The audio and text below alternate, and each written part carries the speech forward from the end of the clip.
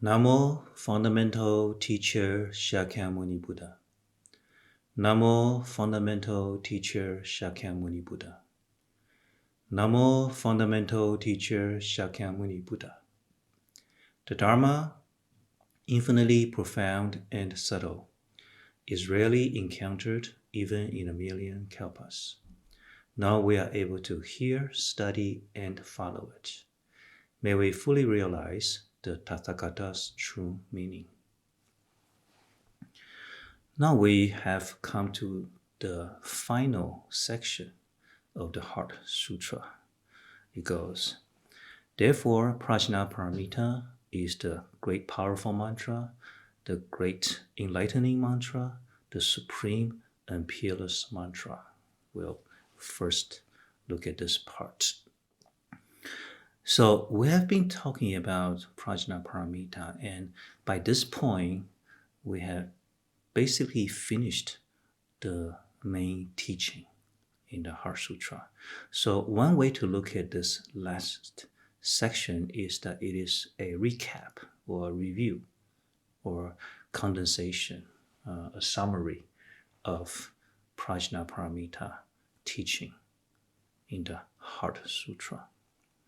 So it's the great powerful mantra.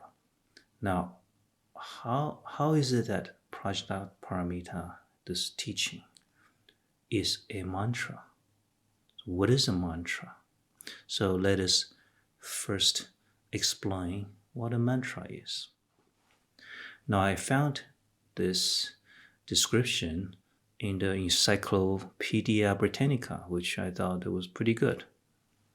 It goes, in Hinduism and Buddhism, a sacred utterance, syllable, word, or verse that is considered to possess mystical or spiritual efficacy. Various mantras are either spoken aloud or merely sounded internally in one's thoughts, and they are either repeated continuously or for some time or just sounded once. Most mantras are without any apparent verbal meaning, but they are thought to have a profound underlying significance and are in effect distillations of spiritual wisdom. Thus, repetition of or meditation on a particular mantra can induce a trance-like state in the participant and can lead him to a higher level of spiritual awareness. Besides bringing spiritual enlightenment, different kinds of mantras are used to work other psychic or spiritual purposes, such as protecting oneself from evil psychic powers. There's a closely related term called dharani. And also in the Encyclopedia Britannica, it says, in Buddhism and Hinduism, a sacred Sanskrit phrase of great efficacy, used as a verbal protective device or talisman and as a support or instrument for concentration. The Dharani is a short summary of the essential doctrine contained in a much longer sacred text and serves as an aid to its retention. Properly recited, the Dharani conveys the same merit as reading the entire work. Okay, so let us look at some of the purpose, what a mantra or dharani can do. A first purpose will be an aid in memorization. For example, we have studied the Heart Sutra for quite a while, and Shifu has given many lectures on it.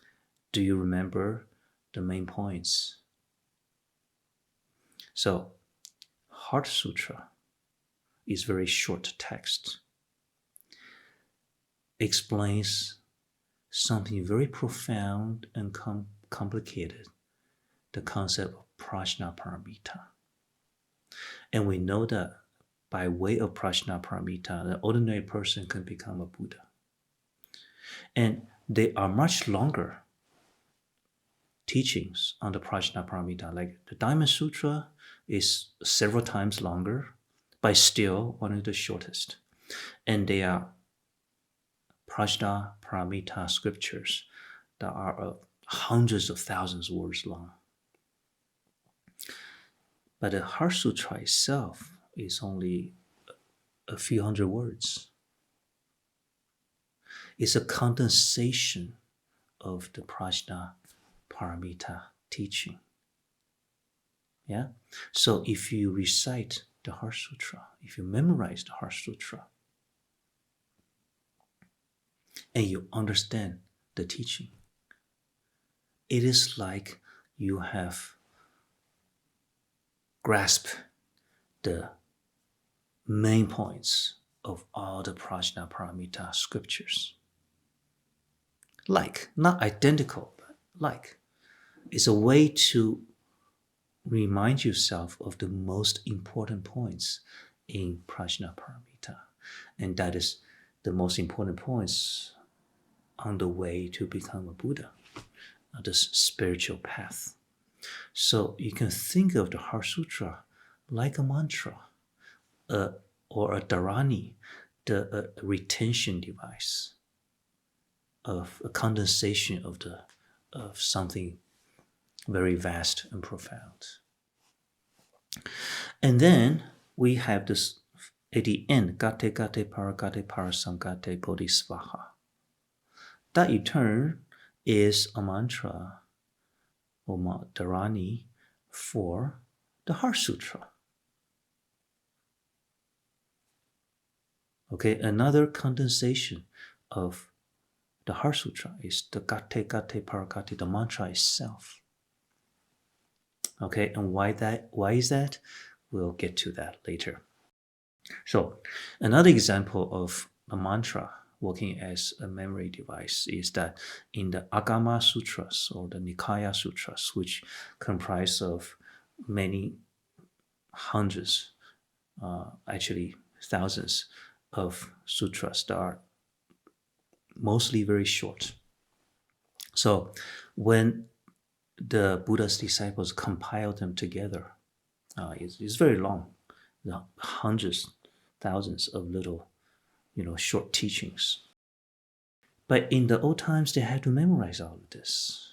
Whatever you can memorize is what you can practice. If you don't memorize it, you lose it because they're not written down yet for a few hundred years after the Buddha's passing.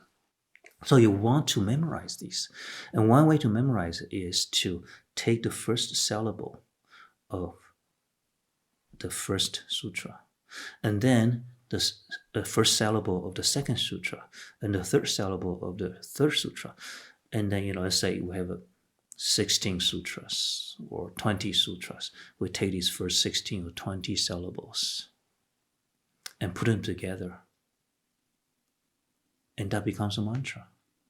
So when you recite these syllables, provided you have memorized these short sutras, okay, with each syllable, you recall that sutra. With the first syllable, you recall the first sutra. With the second syllable, you recall the second sutra. Okay, so you first memorize them individually, and then, of course, then you know the first syllable, and you put these syllables in sequence, and they become a mantra. That is actually a very effective memory device. So that's how some of the mantras come about. Okay, so themselves has no meaning. The sounds has no meaning, but then it help you remember all these teaching. All right, another purpose of the mantra is merit. The earlier description mentioned reciting a sutra has the same merit as the entire text. Now, why would that be? Why is it that I recite or I contemplate on this shorter mantra has the same merit? Why would it have the same merit as the entire text? So again, let's take the example of the Heart Sutra.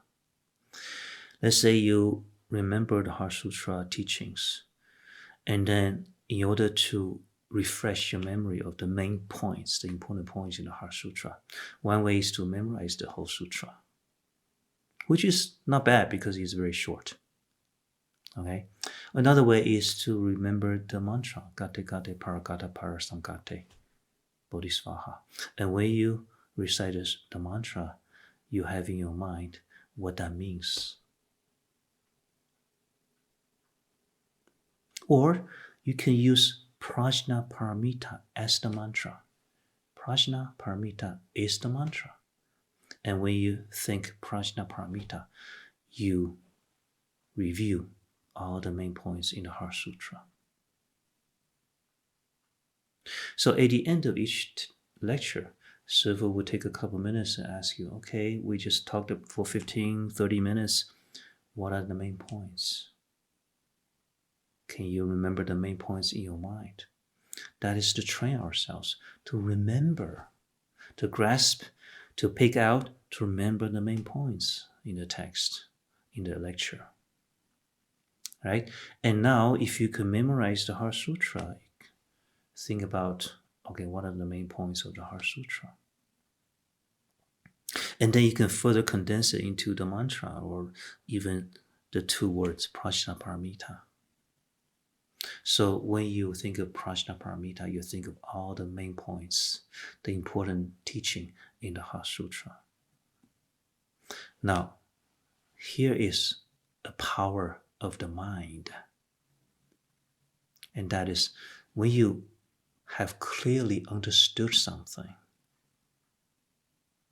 Let's say I studied 10 hours and I understood something. Does it take 10 hours to recall it? No, it doesn't.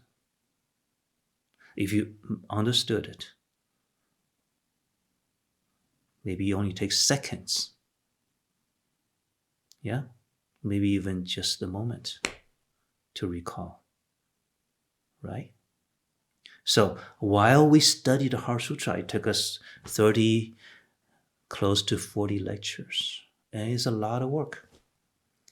But if you have grasped the main points, like the emptiness of the 5 skandhas, the 18 realms, right, the 12 links, and the emptiness of the 12 links. Let's say you really understood them very well. Then Prajna Paramita, you can quickly recall this teaching in moments. That's a power of our mind, right? So when you can do that, why wouldn't focusing on the mantra bring up the same merits? Yeah? Okay, another purpose of the mantra is protection and blessing. In many of the sutras, we have seen such a scene when the Buddha or the Bodhisattva is giving a teaching. It comes to a point, usually when the main teaching is given, it comes to a point where the teacher, it could be a Buddha, it could be a Bodhisattva, will say, now, for all of you who have faith in this teaching and are committed to this teaching, I have a mantra for you. Yeah, so the mantra represents this teaching. When you recite the mantra, or dharani, when you recite it, I will know, the Buddha, the teacher, that I will know. And our minds will touch, will connect. I will know that by reciting the mantra, you're saying, okay, I have faith in the teaching and I'm committed to the teaching. I want to practice the teaching. And I will protect you from hindrances, from obstacles. Or I will give you blessing to help you cultivate this teaching. Now, you may ask the question, but how is that possible? How is that the Buddha or the Bodhisattva can give you that protection or blessing? Now you may ask the question, how is that possible? How is it that the Buddha or the Bodhisattva can give you the protection or the blessing via a mantra? Well, it's actually pretty easy to understand. Let's say you have a really good college friend. And then after graduation, you went on your separate ways, but you keep in touch. And then your good friend turned out to be very wealthy or influential. And then your friend said, hey, if you ever need anything from me, if you ever need some help, just give me a call. All right? So one day you call your friend, you need some help, you need some assistance, you call your friend. And your friend is like, let's say a head of a big company. And then somebody answers the phone, who is calling? My name is so-and-so. I'm a good friend of the president. The message gets transferred. Your name becomes the mantra, becomes the key to unlock that communication channel. Your friend answers the phone. He says, of course, my friend. Of course, I'll help you. So when we believe in the teaching, when we have faith in the teaching, we are committed to practice the teaching. It's like the Buddha or the Bodhisattvas, they see, you are a very sincere student. As a benevolent teacher, of course, they want to give all the help they can to the students. And so, but of course, the Buddha and the Bodhisattva, they are, not here presently. But then you have a communication channel to them. You chant the sutra, you chant the mantra, and then because the Bodhisattva has made a vow, I will give you a blessing. I will protect you. The call gets through. And then Bodhisattva is a powerful person. So somehow he can manifest some conditions to help you along the way without you even knowing how. Okay? So that sounds mystical, but many Buddhist practitioners have had experiences like that throughout the ages.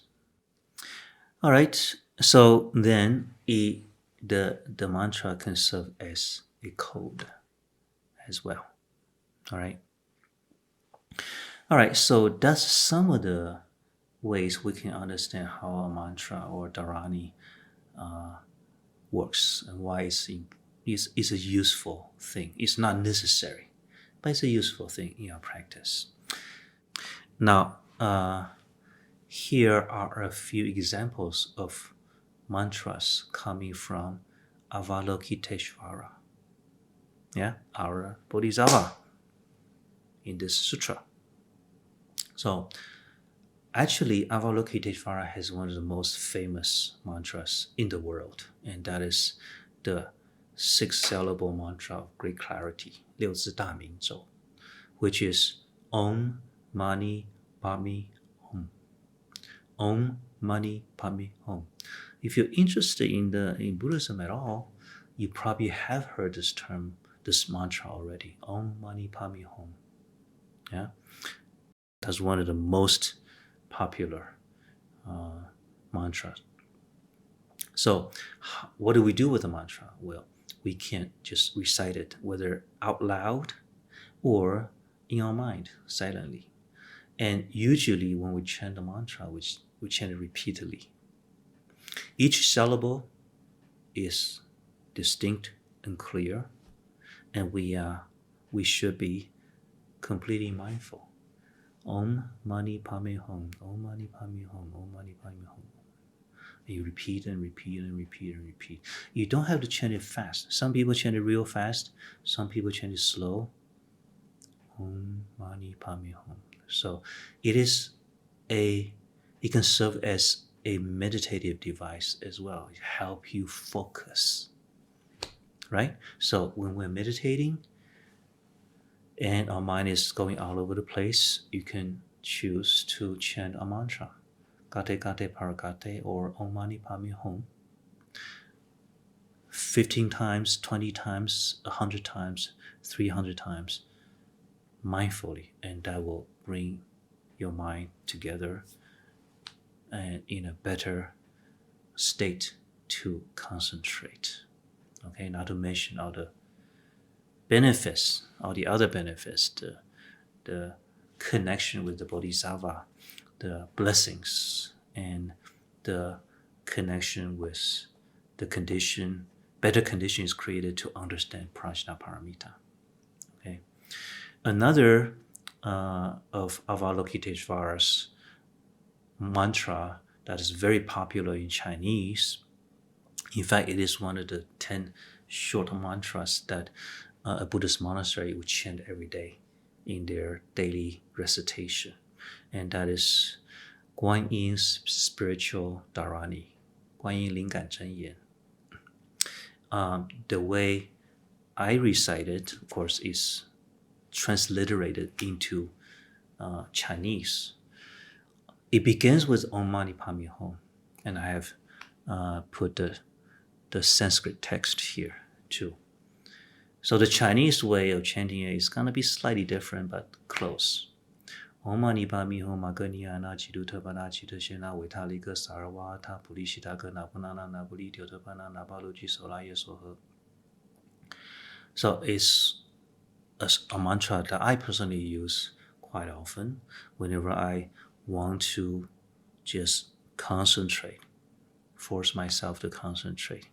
Another time I use it is when I take airplanes. When the airplane take off and when the airplane lands, I would chant the sutra many times to ask Avalokiteshvara to give blessing and safety to the whole airplane. Yeah.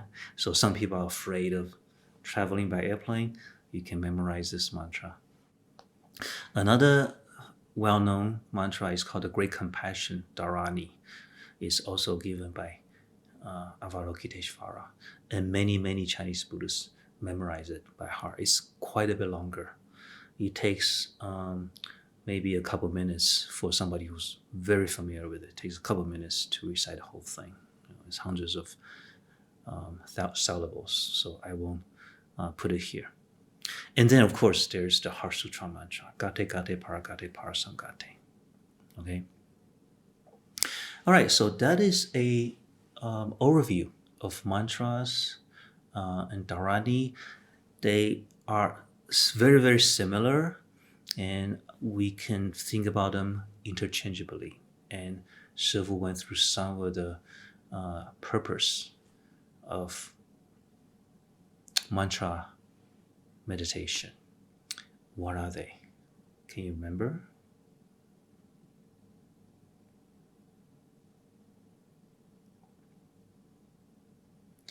And the mantra meditation is definitely not necessary part of our practice, but you can think of it as an insistence, and then it's quite popular with many Buddhists. Okay? All right, so let us conclude this lecture with a dedication. May the merits of our deeds reach every part of the world. Sentient beings, large and small, all attain enlightenment.